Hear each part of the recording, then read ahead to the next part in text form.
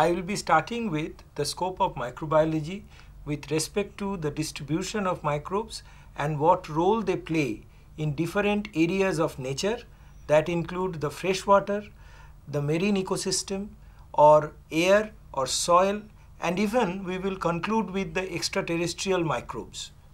The first topic will be the freshwater microbiology, which is also called limnology. Now here I will be mainly limiting my lecture to the different activities that they play and at the same time what type of disease they cause or the decomposition activity that they carry out. This is a bacteria called Shigella. This is mainly causing a disease of shigellosis, but at the same time they can actually operate a unique system which is called mar-operon. And you know, mar-operon is something related to mercury. Whenever the concentration of mercury is high in the water, this system of operon or gene will be activated and mercury will be removed. And you know, this high concentration of mercury will activate the regulated gene and thereby this structural gene downstream will be activated. The moment mercury is transported or mercury is converted to from +2 to 0 state, that is normally it is the vapor state, then again this system will automatically be switched off by the product of MAR-D. So this system operates in a unique way. It is auto-controlled and thereby mercury concentration can be controlled. Sir, I would like to ask whether the horizontal transfer of this mar-operon help in a population of a bacteria in adaptation to a particular contaminated environment. Yes, you can see that this particular operon or set of gene is mainly present in the plasmid. So there is an opportunity that the bacteria will show horizontal gene transfer and thereby this adaptation can spread across. Okay. Now the second activity is the unique algal bloom, which is carried out by different groups of algae. You can see here, this is one of them, the unicellular microcystis, which is a cyanobacteria or blue-green algae. Then there will be the dinoflagellates and there will be also the diatoms. But altogether they will grow on the water surface and they will reduce the oxygen concentration and thereby they may actually make the water quite unsuitable for the development of fishes. Another important activity which we see is the common fungal spore. This fungal spore belongs to the group of unicellular fungi like Candida. Whenever we are swimming in a water, in a pond, we can see that there are some skin eruption. And this is mainly due to this Candida infection. And you can see sometimes this Candida infection can be dangerous. It gets into our body and sometimes it will invade the tongue.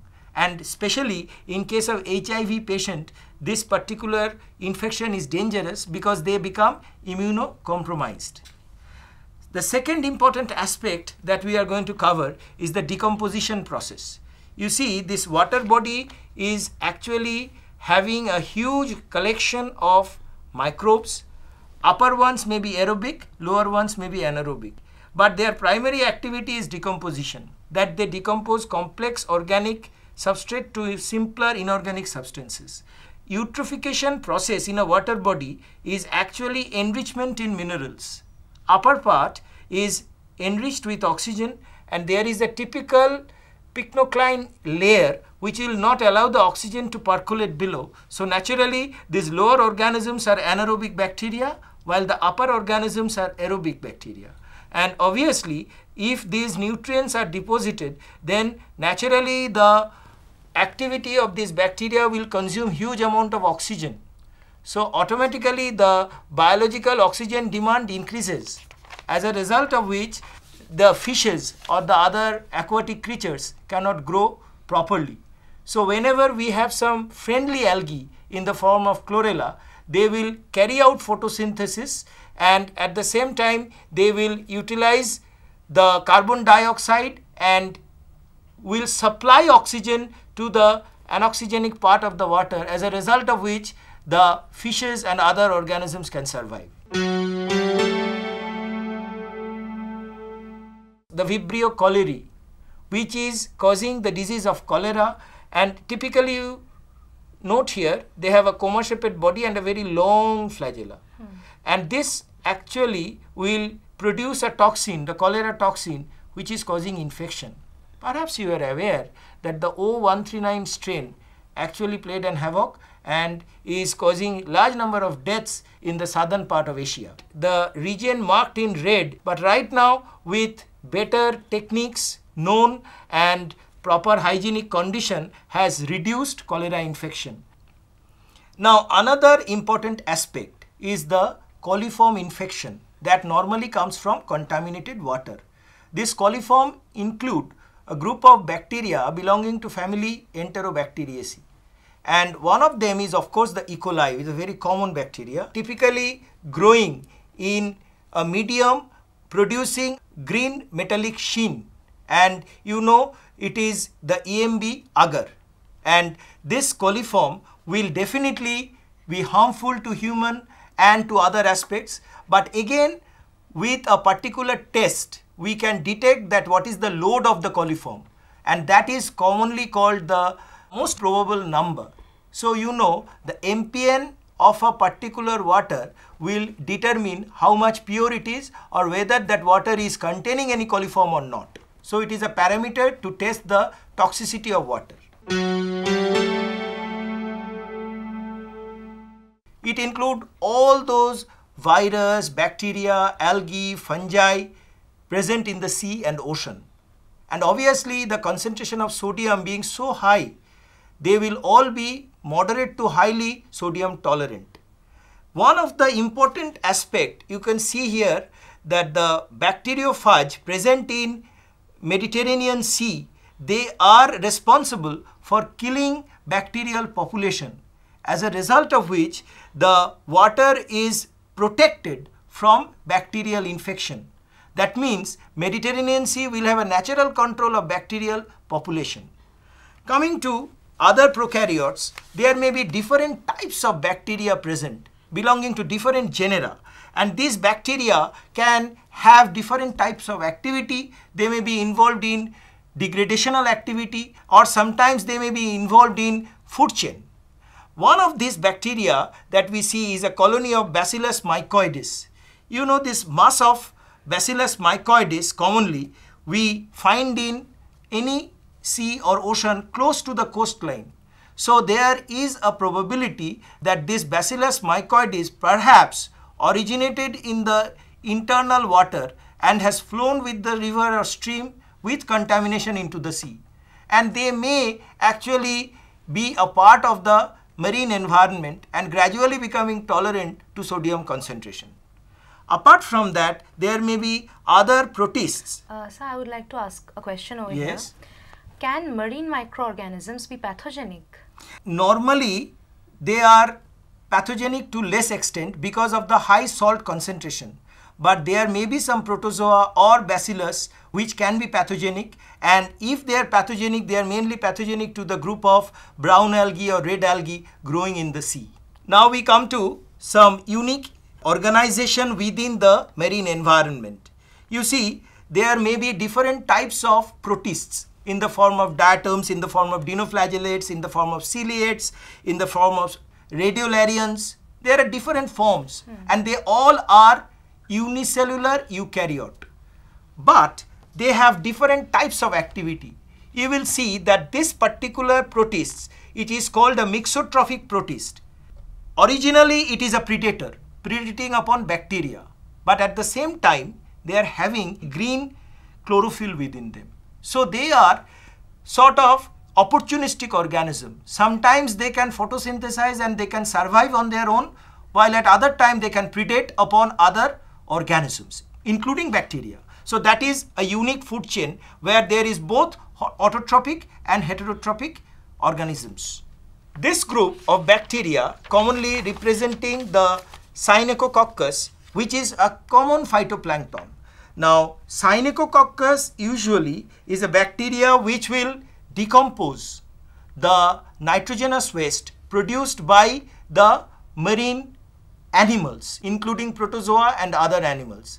And they are that way involved in decomposition or detritus food chain. But at the same time, there will be photosynthetic activity which include that this particular bacteria is producing food in the ecosystem.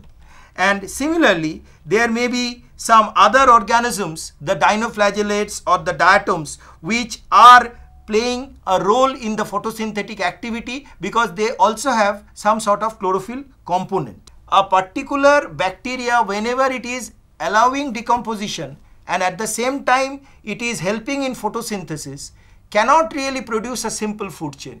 So what we actually see is a very complex, well-knit food web where one organism directly depends on the other.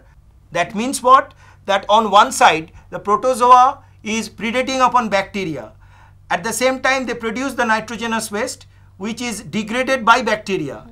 And at the same time both protozoa and bacteria are photosynthetic. So don't you think this particular food chain is very complex and well knit? So we cannot really explain a simple food chain when we are explaining the decomposition activity of marine microbes. Okay. Now, the most important area where we should consider the microbes to be important is the deposition of calcium. So there are different organisms in the form of radiolarians which deposit huge amount of calcium, iodine, magnesium, and that way when we take in the seafood we are getting the supply of this nourishment. Sir, I would like to ask a question. Yes. You talked about Cyanococcus Okay. and also Prochlorococcus. They are primary producers in the same marine kind of environment. Okay. So can a relationship exist between Cyanococcus and Prochlorococcus? You see, Cyanococcus and Prochlorococcus both are photosynthetic bacteria acting as phytoplankton on one hand. And at the same time I told you they may be involved in decomposition activity. Cyanococcus may like nitrogen enriched medium and Prochlorococcus may like carbon enriched medium. So obviously when the nitrogen content is more, the Cyanococcus will grow. If the carbon content is more, Prochlorococcus will grow. So we can say there is some sort of antagonism that exists between the two. Soil is the dwelling place of different microorganisms, and that may include virus, bacteria, algae, fungi, protozoa, all of them. It was Winogradsky in 1898 who created the famous Winogradsky column, where he actually showed that different areas of the soil may have different microbial activity. So ultimately all these microbial activity will be helpful towards agriculture, that is human development. Now coming to the plant growth, there may be some microbes which will produce different hormone. Like you know, there is a fungus Gibberella fujikori which is actually pathogenic to rice, but when it is invading rice, it is producing the famous hormone of gibberellin which will allow the rice plant to grow. So in this way, there may be some root associated fungi producing plant growth substances. At the same time, there may be microbes which will be producing different enzymes. Like you see, the cellulose degrading enzymes, cellulolytic enzymes produced by Carvularia, which is a soil-borne fungi. So though it is pathogenic, but at the same time, it will ensure that the proper recycling of carbon substances takes place in the soil. Considering the cellulolytic activity of microbes, there is a very important activity we should now consider, and that is the formation of humus. What is humus? It is a remnant of decomposition of plant and animal body in the soil. It is less porous, having high water holding capacity, but at the same time high amount of humus will make the soil very much acidic. So it may not be suitable for different plants to grow. So when we mix humus with clay and of course sand, then the soil becomes ideal for agricultural system. We already know that microbes take part in sedimentary cycle and also the gaseous cycle. But while participating in the sedimentary cycle, they can reduce complex metallic salts, and thereby you can see salts of copper or salts of iron can be degraded. to relatively simpler compound, and because of this they have actually taking part in what is called bioleaching.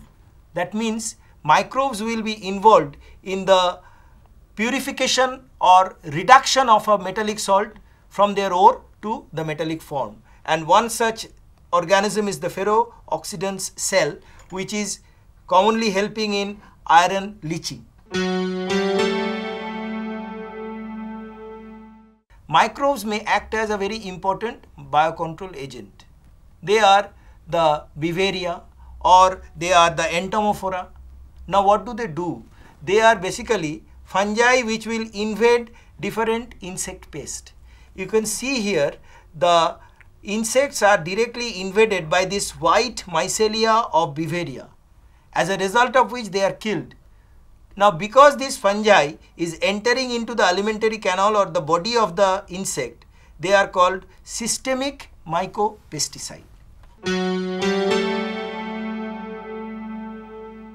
If we are fixing nitrogen chemically, then it will require high temperature, high pressure. But you just see a microbe can fix at normal temperature and pressure nitrogen into the soil. And this nitrogen fixation is because of an enzyme nitrogenase. Nitrogen fixation can be mainly of two types, which is the symbiotic nitrogen fixation and also free-living nitrogen fixation. Free-living nitrogen fixation is brought about by a group of organisms commonly called cyanobacteria or blue-green algae.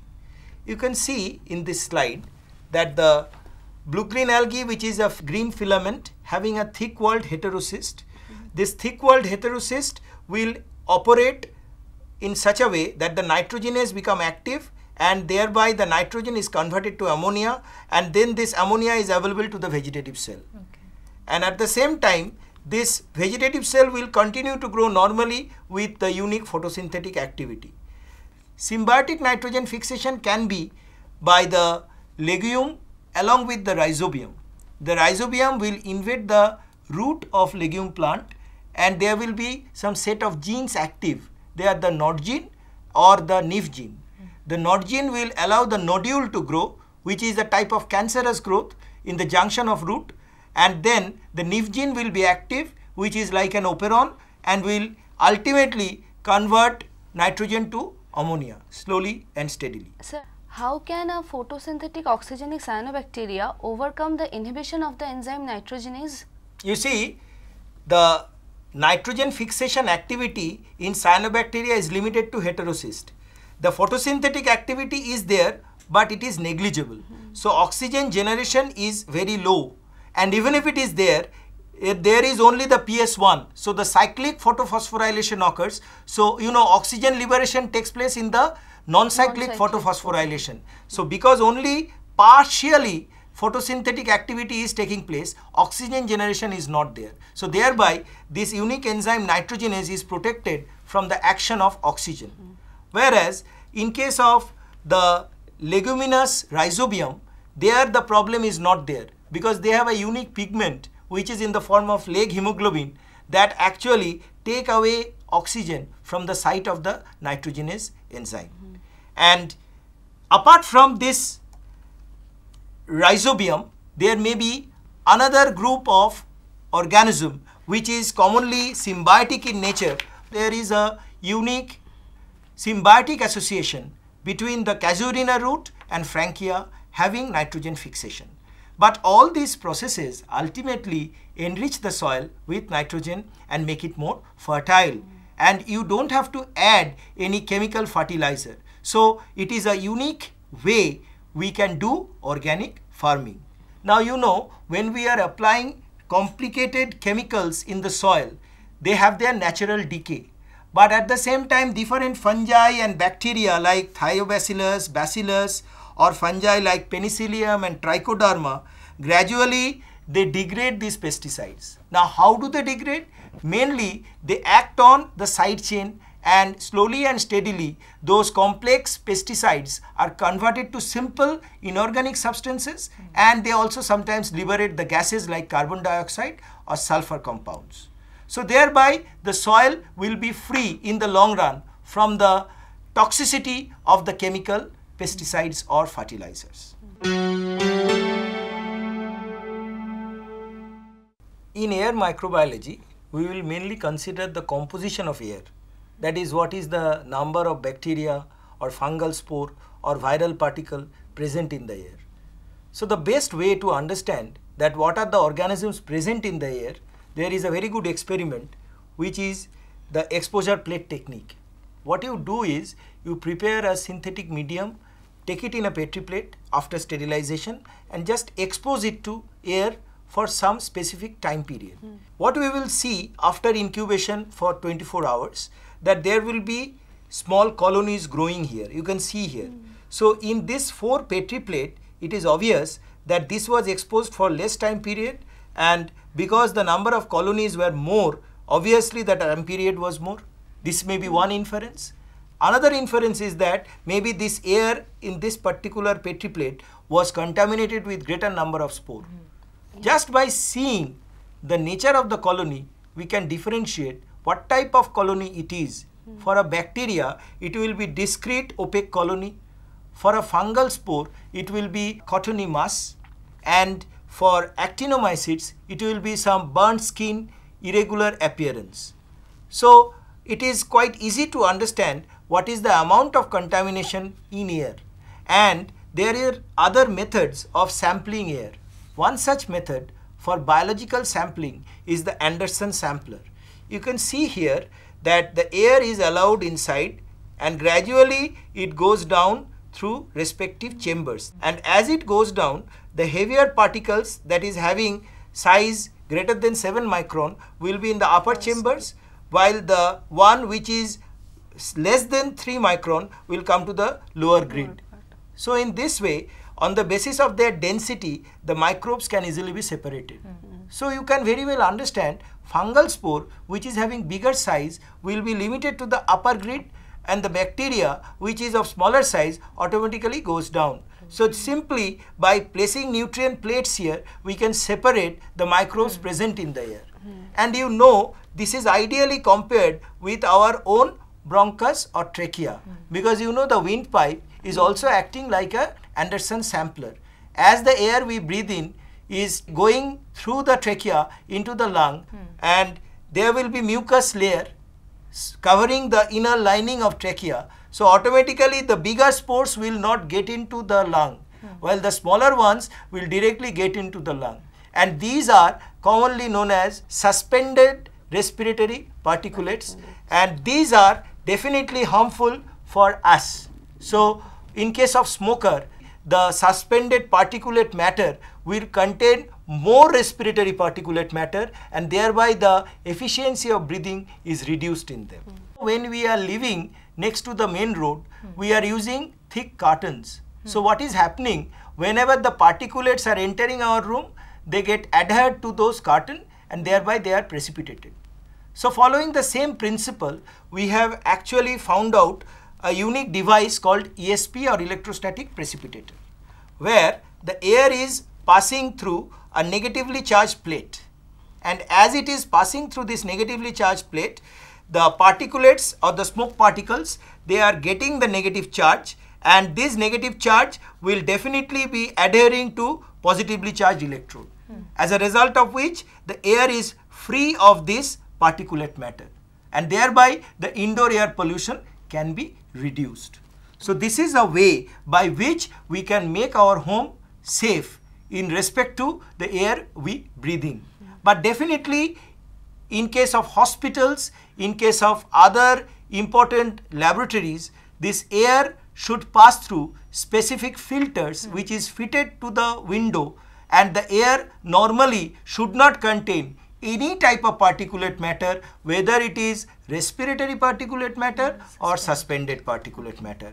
And these days it is mandatory for all medicine companies that the air handling unit should be very strong, so that the medicines which are prepared inside will be free from all those airborne contaminants.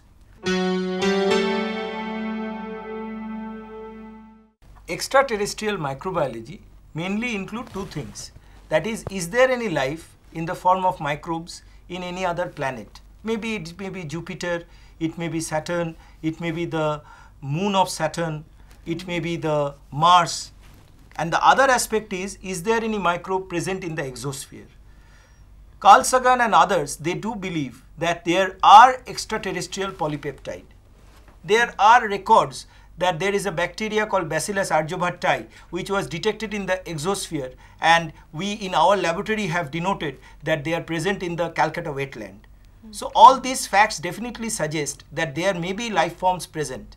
But there is a unique structure which is in the form of carbonaceous chondrites.